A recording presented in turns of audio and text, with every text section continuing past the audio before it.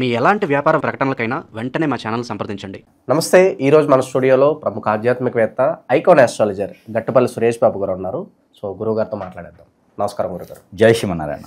గురుగారు, నక్షత్రాల సిరీస్ మనం స్టార్ట్ చేసాం. సో మాస ఫలితాలు ఎప్పుడు చెప్తూ ఉన్నాం. ఇప్పుడు ఏ నక్షత్ర వాళ్ళకి ఎలా ఉండబోతుందో మనం చెప్దాం. దానిలో భాగంగా ముందుగా మనం అశ్విని నక్షత్రం వాళ్ళ గురించి డిస్కస్ చేద్దాం. గురుగారు, ఏంటి వీళ్ళ సహజ సిద్ధ స్వభావాలు ఎలా ఉంటాయి, వీళ్ళు పుట్టిన దగ్గర నుంచి మరణించే వరకు ఎలాంటి ఛాలెంజెస్ వీళ్ళు ఫేస్ చేస్తారు, జీవిత పరిహారాలు, ఆలయ పరిహారాలు మీ మాటలో తెలియజేయండి వీళ్ళ కోసం. అయితే నక్షత్రాలకు సంబంధించి ఇది చాలా సూక్ష్మమైనటువంటి విషయం. మనిషి జీవన శైలి, జీవన ఆధారం, జీవనం జీవించినంత వరకు జీవనం అనంతరం కూడా నిలిచిపోయేలాగా ఉండేది ఆధారం. ప్రతిదీ కూడా మూలం. మనకి మూల నక్షత్రం, మూల మంత్రం అంటారు కదా, అలానే ప్రతిదానికి కూడా ఒక పద్ధతి, ఒక క్రియ ఉంటుంది. మన పుట్టుకతో ఏర్పడేది నక్షత్రం, నక్షత్ర పాదాలు. అంత గొప్ప నక్షత్రాన్ని తక్కువ చేయకూడదు. మనిషి జీవం, ఆ జీవం అయ్యేంత వరకు కూడా ఉండేది నక్షత్రం. దీని మీద ఆధారపడ్డవే తిథి, వారం, తర్వాత రాశి, తర్వాత దశ, అంతర్దశలు, నవాంశాలు, ఇవన్నీ కూడా నక్షత్రం మీదే ఆధారపడి ఉంటాయి. ఆ నక్షత్రం మనిషిలో భాగం ఏంటంటే మన వెన్నుముక. మనిషి జీవితంలో నక్షత్రం అనేది వెన్నుముక. వెన్నుముకలు మనకి L4, L5 నుంచి L6, L7 వరకు కూడా ఏ పార్ట్ అయినా సరే ప్రాబ్లం వచ్చింది అంటే ఖచ్చితంగా మన బాడీలో ఏదో అవుతుంది అని అర్థం. మన బాడీలో కవలికలు చెప్పాలంటే వెన్నుముకతో వాణి చూస్తారు.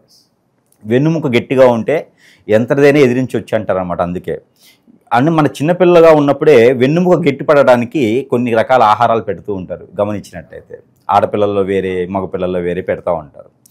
అయితే అలాంటి గొప్ప విషయమైనటువంటిది నక్షత్రం. దాని గురించి మాట్లాడాలన్నా, దాని గురించి వివరణ ఇవ్వాలన్నా కూడా చాలా గొప్ప విషయం అనే చెప్పవచ్చు. అలాంటి నక్షత్రాల గురించి మనం మాట్లాడుకుంటున్నాం. మన ప్రేక్షకుల కోసం అయితే నక్షత్రాల గురించి చెప్పడం ద్వారా కొంతమేర వారికి అవగాహన వస్తుంది.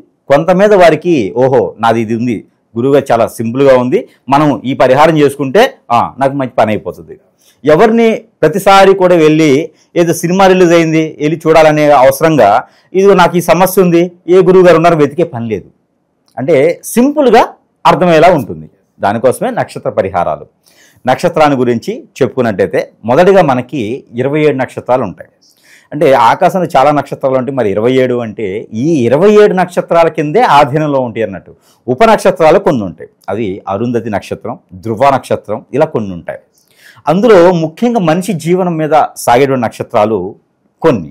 అవి 27 నక్షత్రాలుగా మనము పంచాంగ శాస్త్ర ప్రకారంగా గణిత శాస్త్రంలో మనం అవి తీసుకుంటాం. దాంట్లో ముఖ్యంగా మొదటిది అశ్విని నక్షత్రం. అంటే అశ్విని నక్షత్రంతో ఎందుకు మొదలు పెట్టామంటే అశ్విని నక్షత్రం అనగానే అందరిలో ఒక మెలకువ, ఒక ఎట్లా ఉండేదంటే తేజస్సు, ఒక బంగారం వన్య ఛాయ, ఏజ్ అనేది రాదు వారికి. అశ్విని నక్షత్రానికి అధిపతులు అశ్విని దేవతలు. అంటే దైవగుణం ఉంటుంది వారికి, దేవగుణం అంటారన్నమాట. మనకి పెళ్ళిళ్ళకి చూసినప్పుడు గుణాలు చూడాలంటారు, వాటిలో దైవగుణం అంటారన్నమాట. దేవగుణం అంటుంటారు వాళ్ళని. అయితే ఈ అశ్విని నక్షత్రానికి దైవగుణం ఉంటుంది, దైవ స్వరూపులుగా ఉంటారన్నమాట. వీరు చూడటానికి చాలా చక్కగా, అందంగా, కోలముఖంతో మనకి ఈ మధ్యన చూస్తే మోడల్స్ ఉంటారన్నమాట. వాళ్ళని ఏమో అంటారు కదా, మోడర్న్స్లో చేస్తే వారికి అవార్డ్స్ కూడా ఇస్తూ ఉంటారు. ఒకప్పుడు ఐశ్వర్యరాయ్, తర్వాత చాలామంది వచ్చి ఉన్నారు. మీకు ఐడియా ఉందా? మోడల్ అంటారు. మోడల్ అంటే రాణులుగా చేసేవారు. ఒకప్పుడు వీరుండేవారు, ఇంజిబిత్ రాణి ఉండేవారు, తర్వాత మహారాణి అనేవారు, రాజ్యాల్లో ఉండేటువంటి రాణులు ఉంటారు. సో ఇలా చూసినప్పుడు ఏంటంటే ఈ అశ్విని నక్షత్రం వారు దీనికి కోవాకు చెందిన వారు అనమాట. దైవగుణంతో, ప్రజలకి సేవ చేయాలి అనే తత్వంతో, ఏదో ఒక మంచి చేయాలి అనే తపనతో, ఎప్పుడూ కూడా లోక కళ్యాణార్థం కోసం కూడా మన దేశానికి మనం ఏం చేస్తున్నాం, మన ఇంటికి మనం ఏం చేస్తున్నాం, 10 మంది కోసం నేనేం చేస్తున్నాను ఆరాట పడుతూ ఉంటారు. ఎదుటి వాళ్ళందరూ కూడా ఏంట్రా బాబు నీ బాధ ఏంది, ఏం చేయాలనుకుంటున్నావు నువ్వు అని చెప్తారన్నమాట. అంటే ఒక పిచ్చిగా ఉంటుంది వీళ్ళకి, ఏదో చేయాలి, ఏదో సాధించాలి, నేను పుట్టింది ఏదో సాధించాలి అనే ఉంటుంది అనమాట. ఇప్పుడు మన భారతదేశంలో స్టాచ్యూస్ ఉంటాయి. నెహ్రూ గారు ఇలాగ మనం చూస్తుంటే చాలాగా స్టాచ్యూస్ ఉంటాయి కదా, వివేకానంద స్వామి కానీ ఇట్లా స్టాచ్యూస్లో కొన్ని స్టాచ్యూస్ అశ్విని నక్షత్రం వాళ్ళే ఉంటారు. ఎందుకంటే వాళ్ళు స్థిరస్థాయిగా నిలిచిపోతారు. ఒక చరిత్ర సృష్టిస్తారు, చరిత్రను రాయరు, వారు సృష్టిస్తారు. అలాంటి వారిలో ఉండేవారు అశ్విని నక్షత్రులు. అశ్విని నక్షత్రం గురించి చెప్పాలంటే గుప్తంగా ఉండాలి. అశ్విని నక్షత్రం వాళ్ళు చాలా అందంగా ఉండి కోళముఖంతో ఉండి ఎదుటి వారిని ఆకర్షవంతులుగా చేస్తారనమాట. వారి స్వభావం కోపదాయకంగా ఉంటుంది, మూక్తంగా ఉంటుంది, అలానే మొండిగా కూడా ఉంటుంది. ఎవరు చెప్పిన మాట వినరు, వారికి నచ్చింది చేసుకుంటూ వెళ్ళిపోతారు, కానీ అది వాస్తవానికి దగ్గరగా ఉంటారు. ఇలా ఉంటారు అశ్విని నక్షత్రం వారు. ఇక వారికి చూస్తే వారి విధానం, చాకచక్యం, వారి ఆలోచన ఎలా ఉంటుంది, ఇంకా చాలా గొప్పగానే ఉంటుంది కదా. ఇప్పుడు మంత్రి ఆలోచించేది వేరు, రాజు ఆలోచించేది వేరు కదా. మంత్రి సలహా ఇచ్చినప్పటికీ దానికి డెసిషన్ తీసుకునేది రాజే కదా. ఓకే, 10 మంది సలహాలు తీసుకొని ఒక ఆలోచనకు వస్తారు రాజు. ఆ రాజు స్థాయిలో ఉండేవారే అశ్విని నక్షత్రస్తులు. వీరికి ఈ భూగోళంలో అయితే, భూమి మీద అయితే వీరికి అశ్విని నక్షత్రం ఉన్న వారికి దైవగుణంతో సమానం. కాబట్టి అశ్విని తారలు ఎవరైతే ఉన్నారో 3 ఉంటారు. అశ్విని తారలు 3. ఈ 3 ఆధీనంలో ఉంటుంది నక్షత్రం. ఈ నవగ్రహాలన్నీ కూడా వారి ఆధీనంలోకి వస్తాయి. ఇంకొకటి, ఏదైనా చెడు దశాంతర దశలు కానీ చెడు గ్రహాలు వీరి మీద ఉన్నా కూడా పెద్దగా వీరిని బాధించవు. వెంటనే వెసులుబాటు ఉంటుంది. ఎలా అంటే మీరు ఒకటి గమనించండి, మనం మానవులుగా తీసుకుందాము. నక్షత్రం ఎలా పనిచేస్తుంది అంటే, ఇప్పుడు ఎక్కడైనా ఒక రికార్డింగ్ డ్యాన్స్ ఉంది అనగానే, లేదంటే ఒక ఆలయంలోకి పవిత్రంగా వచ్చినటువంటి అమ్మాయిలుగా ఉన్నారు అంటే కనుక, ఎక్కడైనా రోడ్డు మీద మనం వెళ్తున్నప్పుడు ఏదైనా బాగుండేటువంటి అమ్మాయి ఉందంటే మన కళ్ళు చెడ్డాయి కాబట్టి చూడగానే బాగా నచ్చింది అన్నప్పుడు ఏమవుతుంది, మనలో ఉన్నటువంటి క్రామ, క్రోధ, మోహ, అలానే మనలో ఉన్నటువంటి ఇంకేదైనా చెడు తత్వం కూడా ఏం చేస్తుంది, ఆ అమ్మాయికి దాసోహం అవుతుంది. లేదా ఆలయంలో మనకి నచ్చినటువంటి అమ్మవారికో అయ్యవారికో అలంకరణ చేసి ఉన్నారనుకోండి, మనము అక్కడ దాసోహం అయిపోతాం. అరే ఎంత బాగుంది, మనలో ఉన్నటువంటి ఏదైనా చెడు ఉండొచ్చు, కానీ అక్కడ చూసినటువంటి కళ్ళు అరే ఎంత బాగుంది, అసలు వాళ్ళకి ఏదైనా చేయాలనిపిస్తుంది. అంతేనా? అలానే ఏ గ్రహంలో చెడు ప్రభావం ఉన్నా అశ్విని దేవతల దగ్గరికి వచ్చేటప్పటికీ వీళ్ళ ప్రభావం పనిచేయదు. ఇంకా ఏమవుతుందంటే వీరు కొద్దిపాటి పరిహారం చేసినా కూడా వారు ఈ యొక్క చెడు దోషం అనేది ఆ ఒక నక్షత్రాలు ఆ దేవతలను చూడగానే కొలాప్స్ అయిపోతారు అన్నమాట. అలా ఉండిపోతారు, ఇక ఏ చెడు చేయరు కదా. అది అశ్విని నక్షత్రం గొప్ప విషయం. అయితే ఇంకొకటి, అశ్విని నక్షత్రానికి 4 పాదాలు ఉంటాయి. మొదటి పాదంలో జన్మించినప్పుడు తండ్రికి కొంత అనారోగ్య సమస్యలు, మరీ ఎక్కువ వయసు వచ్చేటప్పటికి కొంచెం ఇబ్బంది అని కూడా చెప్పొచ్చు. ఇక తర్వాత 2వ పాదం, 3వ పాదం, 4వ పాదం కూడా మంచిదే. 1వ పాదంలో ఎవరైనా జన్మించి ఉంటే వారికి 31వ రోజున లోపు వారికి శివాలయాల్లో కొంత శాంతి హోమాలు, శాంతి పూజలు, గ్రహానికి సంబంధించినటువంటి అంటే నక్షత్రానికి ఆ పాదానికి సంబంధించి కొన్ని దానాలు ఉంటాయి. ఆ దానాలకి గోదానం, భూదానం, వస్త్రదానం, అలాగా కొన్ని దానాలు ఆ పాదానికి చేసినట్లయితే, కొన్ని రకాల హోమాలు, జపాలు ఆ నక్షత్ర దేవునికి చేసేటువంటి జపాలు చేసినట్లయితే ఆ శాంతి పలికేసి తండ్రి గారికి కూడా ఏ ప్రమాదం రాకుండా ఉంటుంది. అంటే ఎలాంటిదైనా రావచ్చు, వ్యాపారం నష్టం, జాబులో కొంచెం ఇబ్బంది, ఆ తండ్రి గారికి పదవులకి అయితే కొంచెం ఇబ్బంది కలగడం, ఇలా ఉంటుంది. వేరే సమస్య లేదు. పిల్లల్ని పీడించకండి. వీడు 3వ పాదంలో పుట్టాడు, గురువు గారు చెప్పారు, వీడి వల్ల నాకు నష్టం వచ్చింది అనుకోకండి. అది శాంతి చేపిస్తే అది సరిపోతుంది. చెప్పేటప్పుడు క్లుప్తంగా ఉండాలి. కాబట్టి ఇది కూడా చెప్పాల్సినటువంటి విషయము. ఇకపోతే ఇంకోటి, మనం మా అబ్బాయి ఉన్నాడు, మా అమ్మాయి ఉంది, 2వ పాదంలో పుట్టింది గురుగారు, మరి ఏంటి సమస్య? పాదాల గురించి ఇంకే సమస్య లేదు, 1వ పాదంలో పుట్టితే మాత్రమే ఈ సమస్య. మరొకటి, ఒకవేళ కూతురు 1వ స్థానంలో పుట్టింది అంటే కూతురికి పెళ్ళయ్యేంత వరకే దోషం ఉంటుంది. కన్యాదానం చేసిన వెంటనే ఈ దోషం తండ్రికి రాధిక. ఈ 2 ఉన్నాయి కాబట్టి పిల్లల్ని ఇబ్బంది పెట్టొద్దు. ఈ 2 మంచి విషయాలే. ఇకపోతే మాకు తెలియదు గురువు గారు, చిన్నప్పుడు మేమేం చేయలేకపోయాము, మరి ఇప్పుడేం చేయొచ్చా? ఖచ్చితంగా చేయొచ్చు. ఇప్పుడు కూడా పిల్లల్ని తీసుకుని వెళ్ళి శివాలయంలో అర్చన, అభిషేకం, నవగ్రహాలకు శాంతి హోమం చేయించుకుంటే, శాంతి పూజ చేయించుకుంటే సరిపోతుంది. ఎక్కడైనా హోమాలు చేస్తే కూడా ఈ నక్షత్రం పాదం చెప్పేసి హోమం చేయించవచ్చు. ఇది ఒకటి. ఇకపోతే ఈ నక్షత్రానికి అధిపతులు ఎలా అయితే అశ్విని దేవతలు ఉన్నారో, ఈ అశ్విని దేవతల ఆరాధ్య దైవంగా మనకి విష్ణు భగవానుడు, అలానే శివ భగవానుడు ఆధిపతులుగా ఉంటారు. ఇకపోతే అశ్విని నక్షత్రానికి మరొక అధిపతి ఉన్నారు. వీరు చాలా గొప్పవారు, కనకదుర్గమ్మ అమ్మవారు. వీరు ఎల్లవేళలా కనకదుర్గం అమ్మవారికి అంటే వీరికి ఏదన్నా విఘ్నాలు రావనే ఉండవు, ఏదైనా సమస్యలు వస్తూనే ఉంటాయి. వీరికిను ఆరోగ్య సమస్య వస్తుంది, ఆర్థిక సమస్య వస్తుంది, నరదిష్టి వస్తుంది, పితృదోషాలు ఉంటాయి. అశ్విని నక్షత్రానికి పితృదోషాలు కూడా వస్తాయి. అలానే కాలసర్ప దోషం, నాగదోషం, కుజదోషం, పెళ్లిళ్ళు లేటుగా అవుతాయి. నరదిష్టి ప్రభావం వీరి మీద ఎక్కువగా ఉంటుంది. ప్రతి ఒక్కరు వీరి మీద పడేరుస్తూ ఉంటారు. ఎందుకంటే అందంగా ఉంటారు, బాగుంటారు, అట్రాక్ట్ చేయగలుగుతారు, సన్నగా ఉంటారు, నీట్గా ఉంటారు, అసలు శుభ్రంగా చాలా బాగుంటారు వీళ్ళు. ఆడపిల్లలు అయితే ఇంకా చాలా నీట్గా ఉంటారు, సన్నగా ఉండేసి కోలమొహంగా ఉండేసి చూడటానికి చాలా చక్కగా అనిపిస్తారు అన్నమాట. చెరుకు దంటు ఉంటుంది కదా, అలా ఉంటారనమాట. ఇక నేను లావుగా ఉన్నానంటే లగ్నం మార్పు ఉంటుంది. కుంభ లగ్నమా, మేష లగ్నమా, లేకపోతే మిథున లగ్నమా, కర్కాటక లగ్నమా, లగ్నాల్లో తేడా ఉంటే వీరిలో అవలోకాలు అవలక్షణాలు తేడా ఉంటాయి. మరి దశ అంతర్దశలు కూడా ఉంటాయి. ఇవన్నీ కూడా మనం పరిగణలో చూసుకోవాలి. అయితే ఇప్పుడు మనం నక్షత్రం గురించి మాట్లాడుకున్నాం కాబట్టి నక్షత్ర అవలక్షణాలు అయితే ఇలా కనిపిస్తాయి. ఇకపోతే నేను చెప్పినట్టుగా లేదు అంటే ఖచ్చితంగా వారికి నక్షత్రానికి సంబంధించిన వాళ్ళు అయినా అయి ఉండకపోవచ్చు, లేదు అయ్యి ఉంటారు అంటే వారికి చెడు ప్రభావం ఏదైనా అయి ఉండొచ్చు. మరొకటి, మరి గురువు గారు ఇన్ని చెప్తున్నారు, మరి ఈ నక్షత్రానికి సంబంధించి ఎలాంటి పేరు పెట్టుకోవచ్చు? లేదు నా పేరు ఉంది, నాకు నక్షత్రం లేదు, ఎలాంటి నక్షత్రం నాకు పరిగణిస్తుంది అంటే గనక ఈ అశ్విని నక్షత్రం 1, 2, 3, 4 పాదాలు పుట్టినవారు చా, చీ, చు అనే ఒక లెటర్స్తో వీళ్ళు నామనక్షత్రం పెట్టుకోవచ్చు. ఒకవేళ అలాంటి నామనక్షత్రం ఉన్నవారు వారికి డేట్ ఆఫ్ బర్త్ లేదంటే ఈ నక్షత్రాన్ని వారు పరిగణలో తీసుకోవచ్చు. దాని ద్వారా వారికి అశ్విని నక్షత్రం అంటే మేషరాశి కింద వారు వస్తారు. ఇది నామనక్షత్రానికి చేసేటువంటిది. ఇకపోతే వీరికి అన్ని రకాల ఇబ్బందులు, అన్ని రకాల స్వభావాలు, వీరికి ఆకాశంలో ఉండేటువంటి అవలక్షణాలు ఎన్నైతే ఉంటాయో అన్ని రకాల ఆలోచనలు వీరికి ఉంటాయి. వీరి తత్వం వేడి తత్వం, వీరికి అగ్నితత్వం, వీరికి ఎప్పుడు కూడా బ్లడ్ సర్క్యులేషన్ అనేది బాగా ఇంప్రూవ్ అవుతూ ఉండిద్ది అనమాట. కాబట్టి వీరిలో ఎలాంటి జబ్బులు రోగాలకు కూడా ఎక్కువగా బానిస అవ్వరు. వీరికి వేడి తత్వం ఎక్కువ ఉంది కాబట్టి వీరిలో చలాకి తత్వంతో పాటు వీరికి ఇంకోటి ఏంటంటే చైతన్యం ఎక్కువ, వెంటనే ఆలోచించేస్తారు. అంటే సు అంటే రోకల పూట అర్థమవుతుంది అంటారు కదా, అదే విధంగా వీరికి ఆలోచన కూడా బాగుంటుంది. ఎవరైనా వీరిని నమ్మొచ్చు, వీరిని ఎవరు నమ్మరు. ప్రపంచంలో ఎవ్వరు వీళ్ళు నమ్మరు, నమ్మినట్టే ఉంటారు. కానీ వీరు ఏం చేయాలో అదే చేస్తారు. మరొకటి, వీరికి ప్రయాణాల్లో ఆలోచన విధంలో కొంత తొందరపాటు ఉంటుంది. అదొకటి గమనించుకోవాలి. ఆ తొందరపాటు తత్వంతో కొన్ని సందర్భాల్లో నష్టపోతారు, కొన్ని రిలేషన్షిప్లో కూడా నష్టపోతారు.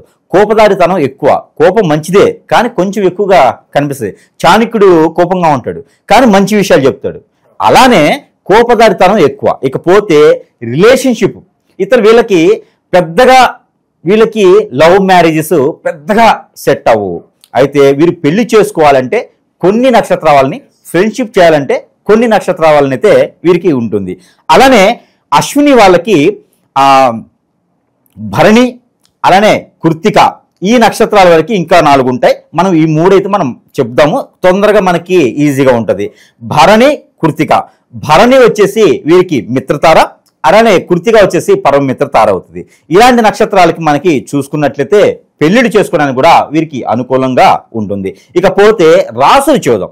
వీరికి ఏ రాశి వారిని పెళ్లి చేసుకోవచ్చు అంటే గనక వీరు మేషరాశిలో ఉంటారు కాబట్టి మిథున రాశి, అలానే సింహరాశి, తర్వాత తులారాశి, తర్వాత మకర రాశి వాళ్ళని మాత్రమే వీరు పెళ్లి చేసుకుంటే వారి వల్ల వీరికి కలిసి వస్తుంది, దినదిన అభివృద్ధి అవుతారు. అంటే నక్షత్రాన్ని గురించి మనం చెప్పామనుకోండి, ఒక రాశిలో 3 నక్షత్రాలు ఉంటాయి.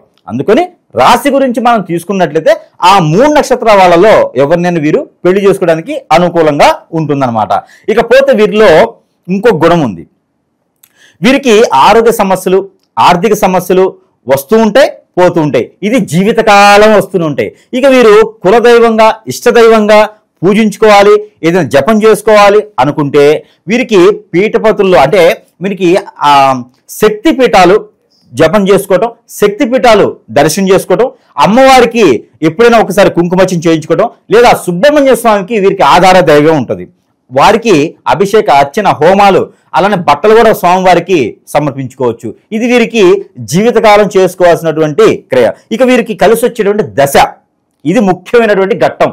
ప్రతి జీవితంలో 2-3 రకాలుగా ముఖ్యమైనటువంటి ఘట్టాలు ఉంటాయి. ఒకటి జన్మించినప్పుడు, 2 పెద్ద మనిషి అయినప్పుడు, మగవారిలో అయితే పంచల ఫంక్షన్ చేస్తారు అది అప్పుడు, 3వది పెళ్లి, 4వది జీవితంలో ఏదైనా సాధించినప్పుడు. ఇంకా 5వది చెప్పే అవసరం లేదు. 5వది ఇంకా 5 ఘట్టాలు ఇంకా అయిపోయింది. 5 ఘట్టాలతో డ్రామా కూడా అయిపోతుంది. అయితే ఈ 4 ఘట్టాల జీవితంలో ముఖ్యమైనటువంటి పాత్రలు. పెళ్లి గురించి అయితే మనం మాట్లాడుకున్నాం, జీవిత భాగస్వామి ద్వారా వీరికి కలిసి వస్తుంది. ఇకపోతే రెండో ఘట్టానికి వీరికి దశ, వీరికి కలిసి వచ్చేటువంటి దశ కుజ దశ. కుజ దశ వీరికి అద్భుతం కలిసి వస్తుంది. ఇక రెండో దశ వీరికి బుధ దశ. ఎందుకంటే వీరికి మాట్లాడే తత్వం చాలా ఎక్కువగా ఉంటుంది. వీరికి తగ్గట్టుగా వీరు మాట్లాడారా అంటే ఇంక ఎవరు అక్కడ ఉండరు, 1000 మందికైనా ఒక మాటతో సమానం చెప్తారు. కాబట్టి ఈ 2 దశలు వీరికి అద్భుతం కలిసి వస్తుంది.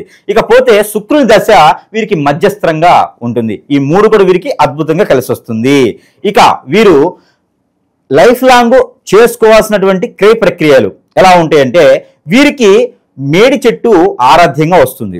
ఎక్కడైనా సరే జమ్మి మేడి ఈ 2 చెట్లు ఎక్కడైనా నాటడం లేదా ఆ చెట్లను పూజించడం, ఎక్కువ తాకూడదు. ఆ చెట్లను కూడా మేడి జమ్మి చెట్లు వీడు తాకూడదు. ఏదైనా పూజించాలంటే ఆ చెట్లతో పూజించాలి. ఎక్కడ నాటాలంటే ఆ చెట్లు నాటి నీరు పోస్తే చాలు. వీరి జీవితంలో ఇంకేం చేసే పర్లేదు, అవే చూసుకుంటాయి. ఇకపోతే వీరు తినకూడనటువంటి వస్తువు పొట్లకాయలు తినకూడదు. జీవితంలో పొట్లకాయని అసలు టచ్ చేయకూడదు, టచ్ చేసినా తినకూడదు. పొట్లకాయ అనేది వీళ్ళకి పనికిరాదు. ఇది మాత్రం పాటించాల్సిందే ఖచ్చితంగా. ఇకపోతే వీరికి కొన్ని జీవితకాలం చేసేటువంటి పరిహారాలు ఉంటాయి. అవి ఏంటంటే అమ్మవారికి కుంకుమర్చన, వాటితో పాటు వీరు ఇంకోటి మేడి చెట్టు జమ్మి చెట్టుకి పూజలు చేయటం, అక్కడ దీపారాధన చేయటం. అక్కడ మొదట్లో ఒక 3 చెంబులు నీళ్లు పోసి దీపారాధన చేయటం. ఇది వీరు మంగళవారం శుక్రవారం చేసుకోవచ్చు. అలానే ఈ చేసుకుంటూ ఇంకా గురువు గారు మరి ఇంత బాగుంది కదా, మాకు ఎలా అయితే ఉన్నదో నాకు తెలిసినంత వరకు స్పష్టంగా వచ్చిందని నేను అనుకుంటా ఉన్నా. అలాగే గురుగారు, ఇప్పుడు మనం నక్షత్ర ఫలితాలు చెప్తున్నాము, వీళ్ళ లైఫ్లో ఎలాంటి పరిస్థితులు ఎదురవుతాయో మనం చెప్తున్నాము. లేదు గురుగారు, మా లైఫ్లో నాకు ఇలా జరగట్లేదు, సంథింగ్ అంత ఆపోజిట్గా ఉందంటే అక్కడ మిస్టేక్ ఏం జరుగుతున్నట్లు? ఖచ్చితంగా అదే. ఇప్పుడు మనకి ఏంటంటే ఒక నక్షత్రానికి సంబంధించి మనము క్లుప్తంగా చెప్పాలంటే ఒక నక్షత్రానికి సంబంధించి గంట ఉంటుంది, ఇంకా పైన ఉంటుంది. కానీ మనము విడగదీసి కాకుండా సింపుల్గా కట్టే కొట్టే తెచ్చే ఒకటి అవలక్షణాలు, వాటి యొక్క పరిహారాలు ఇంతవరకే మనం చెప్పుకుంటున్నాం. కాబట్టి దీంట్లో గురువుగారు మాకు అంతా బాగుంది, ఇక నక్షత్రం అంతా బాగుంది, మరి నాకు అసలు మీరు చెప్పిన దాంట్లో ఏది కూడా నాకు అవ్వట్లేదు, మరి ఎందుకు నేను ఇలా అష్టదిబ్బందిని వేసి నాకు నేనుగా కూర్చొని నాకు ఏం మైండ్ పోతుంది, ఏం చేయాలో అర్థం కావట్లేదు అనుకునే వాళ్ళు చాలా మంది ఉంటారు. వారికి ఏంటంటే గురువుగారు చెప్పింది వాళ్ళ దాంట్లో లేదు, కానీ అదే నక్షత్రం ఉంది అనుకుంటే కనుక వారికి ఇంకేదన్నా శత్రు భయం కానీ ఇంకెవరైనా ఏదైనా లవ్ అఫేర్ ఉన్నా, శత్రువులు ఎవరైనా ఉన్నా, ఎదగకూడదని దిష్టితో ఎవరైనా ఉన్నా కూడా వారు ఏదైనా చేయించుండొచ్చు. అలాంటి దోషాలు ఏమైనా ఉంటే మనం చెప్పేది ఎలాగా, ఇది దేవగణం, అది రాక్షసగణం, అది వేరే తత్వం, అది మనం కొనకొచ్చుకున్న తత్వం అది. కాబట్టి అది ఏదైనా సమీప దూరంలో గురువు ఉంటే ఖచ్చితంగా దాన్ని చూయించుకోవాల్సిందే. ఇలా చెప్పింది జరగలేదంటే ఖచ్చితంగా వారికి ఏదో నెగిటివ్ జరుగుతుందని అర్థం. వారి వాస్తు బాలేదా, లేకపోతే వారి తత్వం బాలేదా, పితృదోషాలు ఉన్నాయా, లేకపోతే ఏదన్నా హిప్నటిజం, బ్లాక్ మ్యాజిక్, వశీకరణ, యజ్ఞ లాంటి విద్య ఏమైనా ఉన్నాయా, ఏమైనా జరిగిందా, అది ఖచ్చితంగా గురువు దగ్గరికి వెళ్ళి చూపించుకుంటే మాత్రమే అప్పుడు మనం చెప్పేది జరిగేదానికి అవకాశాలు మెండుగా ఉంటాయి. అయితే ఇలాంటివి ఉన్నా లేదు, మేము మీ చెప్పినవన్నీ మేము పాటించగలుగుతాము, కానీ మాకు సమయం ఉండట్లేదు, ఇంకా దీనికి సబ్క్యూట్గా ఏమైనా పరిహారాలు ఉన్నాయా అంటే మన వర్ధనైతే కొన్ని రకాలైతే పూజించి వాటి మంత్రోచ్చారణ చేసి ఆ నక్షత్రానికి వారికి ఉన్న సమస్య ఏంటి ఇవన్నీ కూడా మనం పరిగణనలో తీసుకొని కొన్ని రకాల వస్తువులు అయితే మన దగ్గర వారికి లభ్యపడుతూ ఉంటాయి. దాంట్లో అందరికీ తెలిసినటువంటిది ఏంటంటే మన దగ్గర ఈ యొక్క సెంట్ అత్తరు ఉంటుందన్నమాట. ఈ అత్తరు అందరికీ తెలిసిన విషయమే. ఈ అత్తరుతో వారికి మనం ఇంతకుముందు చెప్పాం, నక్షత్రానికి సంబంధించి కాకుండా వేరే నెగిటివ్ జరిగితే ఏంటి, ఇలాంటి అత్తరు వాడితే కనుక ఆ నెగిటివ్ నుంచి బయటపడవచ్చు. అలానే వారికి నక్షత్రం బాగానే ఉంది, నాకు స్ట్రెస్ ఫీల్ ఉంది, జాబులో వెసులుబాటు లేదు అనుకునే వారికి మన దగ్గర స్ఫటికమాల మంత్రం చేసి ఉంటుంది. ఇది బరువు కూడా చాలా ఉంటుంది. ఈ స్ఫటికమాల అనేది కూడా ఒకటి ఉంటుంది. అలానే మనకి ఇక నాకు ఆ మైండ్ బాగాలేదు, స్ట్రెస్ ఫీల్ ఉంది, నాకు అసలు ఏది ముందుగా ఎట్లా నరదిష్టి ఉంది, శత్రు భయం ఉంది, అలానే ఆర్థికపరమైన ఇబ్బందులు ఉన్నాయి, ఖచ్చితంగా ఇది కియామాల, కరంగిలి కాదు, ఇది కియామాల. ఈ కియామాల కూడా వారు ధరించుకోవచ్చు. దిష్టి దోషాలన్నీ కూడా పటాపంచలేకపోతాయి. అలానే ఇది కాదు, నాకు పెళ్లిళ్ళు అవ్వట్లేదు, ఇంత వయసు వచ్చింది, నాకు విదేశానికి వెళ్ళే ప్రయత్నం ఉంది, నాకు ఎవరు అందరూ నన్ను దూరం చేసేస్తున్నారు, ఒంటరిగా అయిపోయాను, నేను ఎంతమంది నా చుట్టూ ఒంటరిని అయ్యానంటారా, వైజయంతి మాల ఇది వైష్ణవుని స్వరూపం. వైజయంతి మాల ఇది. ఈ వైజయంతి తత్వం ఏంటంటే ప్రతి వాళ్ళని మన వైపు తీసుకొచ్చేటువంటి అట్రాక్షన్స్ ఉంటుంది. జయము కలగడానికి అనుకోవచ్చా ఈ మాల? ఖచ్చితంగా జయం కలగడానికి అనుకోవచ్చు. ఇది వైజయంతి మాల. ఇది ఒరిజినల్ అయితే ఎక్కడ దొరకట్లేదు ఈ మధ్యన. అసలు ఇది వైజయంతి మాల సీడ్ కూడా ఇవ్వట్లేదు ఎక్కడైనా. ఇది వైజయంతి సీడ్. ఈ సీడ్ చేసినమాట ఈ వైజయంతి మాల ధర ఇస్తే ప్రతి ఒక్కరు మన దగ్గర వస్తారు. అలాగే ఇంకోటి ఉంది, మనకి ఈ వైజయంతి మాల ఏం చేస్తుందంటే మన భార్య కావచ్చు భర్త కావచ్చు గొడవలు అవుతున్నాయి విడిపోయారు అనుకుంటారు కదా, వాళ్ళని కూడా కలుపుతుంది. అలానే మనకి ఇంట్లో దోషం ఉంది, ఏం చాలా అర్థం కావట్లేదు, పిల్లలందరికీ నరదిష్టి ఉంది, నాకు ఈ నక్షత్రానికి చాలా ప్రాబ్లం అవుతుంది, తలకాయ నొప్పి వస్తుంది, సాయంత్రం కల్లా నేను నీరసపడిపోతున్నాను అనుకునే వారికి ఇది మనం ఇచ్చేటువంటిది సాంబ్రాణి. ఈ సాంబ్రాణితో ధూపం వేసుకోవాలి ఇంట్లో. ఇక వారి ఇల్లంతా కూడా అష్టైశ్వర్యాలతో తొలతొగుతుంది. ఇక నాకు సింహద్వారంలోనే ఏదైనా తగిలించుకోవాలంటే ఇక మన దగ్గర గుర్రపు నాడ. ఈ గుర్రపు నాడ అనేది మనకి సింహద్వారంలో లోపల పక్కన బయట పక్కన పెట్టుకుంటే చెడు వినాశనం, చెడు క్రియలు ఏది కూడా మన ఇంటి వైపు తలెత్తి చూడవు. గుర్రపు నాడ ఉన్న ఇంటికి అలా పరిగెత్తుకుంటూ వెళ్ళిపోతాయి అనమాట, లోపలికి బయటికి వెళ్ళిపోతాయి, లోపల ఉన్న చెడంతా బయటికి వెళ్ళిపోతాయి. ఇవన్నీ కూడా మన వద్ద సరస్వైనటువంటి ధరల్లోనే ప్రేక్షకులకి మనం అందజేస్తున్నాం మంత్రోచ్చారణ చేసి. ఇవన్నీ కూడా వారు సద్వినియోగం చేసుకోవచ్చు. అలానే మనకి ఇంకా అందరికీ తెలిసిన విషయమే, ఇక మన దగ్గర నాగమణి కూడా లభ్యపడుతుంది. అలానే వీరికి రెమెడీ ఇక వారికి సొంతంగా చేసుకోవాలంటే రెమెడీ అంటే పొట్లకాయ జీవితకాలం తినకూడదు, వారి చెడు వ్యసనాలకు బానిస అవ్వకూడదు, వీటితో పాటు ఎఫ్ఐఆర్స్ లాంటివి పెట్టుకోకూడదు. అప్పుడే మనం చెప్పినటువంటి పరిహారాలు వీరికి లభిస్తాయి. దేశాన్ని ఏలేటువంటి సుసంపన్నమైన సుస్వాదమైనటువంటి బహువిధమైనటువంటి విధి విధానాలు వీరందరూ పరిపాలన చేసేటువంటి విధానం ఉంటుంది. కాబట్టి ఆ విధంగా వీరు చేసుకుంటే కనుక ఈ నక్షత్రానికి మరికొంచెం గుప్తంగా కావాలంటే మరొక వీడియోలో మనం చెప్పుకునే ఎలాంటి ఆలయాలను సందర్శిస్తే లైఫ్ లాంగ్ వీళ్ళు బాగా మంచి జరుగుతుంది అంటారు వీళ్ళకి? అమ్మవారు శక్తిపీఠాలు లేదా దుర్గామాత, లలితామాత, పార్వతి అమ్మవారు ఇలాంటి అమ్మవార్లకి దర్శనం చేసుకోవడం వల్ల, అర్చన చేసుకోవడం వల్ల, కుంకుమర్చన చేసుకోవడం, కళ్యాణం చేయించడం వల్ల వీరికి ఖచ్చితంగా మంచి జరుగుతుంది. వీరు అమ్మవారికి పెట్టవలసినటువంటి నైవేద్యం చక్కెర పొంగలి, అలానే నిమ్మకాయ పులిహోర, ఈ రెండు కూడా నైవేద్యం పెడితే ఇక వీరికి ఎలాంటి పని కావాలన్నా అమ్మవారిని వీళ్ళు కొంచెం సాధించాల్సిందే. ఆ అమ్మవారికి చక్కెర పొంగలి పెట్టేసి కోరుకుంటే ఆ కార్యక్రమం, ఆ పని అయిపోతుంది. ఇలా చేసుకుంటే వీరికి సరిపోతుంది. ఓవరాల్గా అశ్విని నక్షత్రం వాళ్ళకి వాళ్ళ లైఫ్ ఎలా ఉంటుంది, ఓవరాల్గా వాళ్ళ లైఫ్ లాంగ్ ఎలాంటి జాగ్రత్తలు పాటించాలి, ఎలాంటి పరిహారాలు చేసుకోవాలి, అద్భుతంగా వివరించారు. ధన్యవాదాలు.